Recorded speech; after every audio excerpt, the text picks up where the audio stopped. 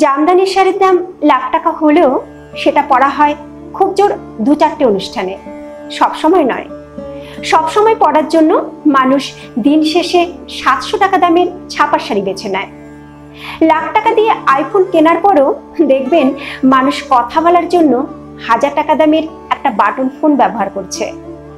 ব্যাপারটা আসলে দামি জিনিস ব্যবহার করলে দ্রুত নষ্ট হয়ে যাবে এরকম কিছু নয়, ব্যাপারটা হলো কমফোর্টের।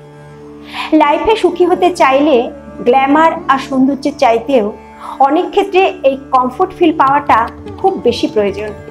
গ্ল্যামার আর সৌন্দর্য মুহূর্তে সুখ এনে দিতে পারে, সারা জীবনের নয়।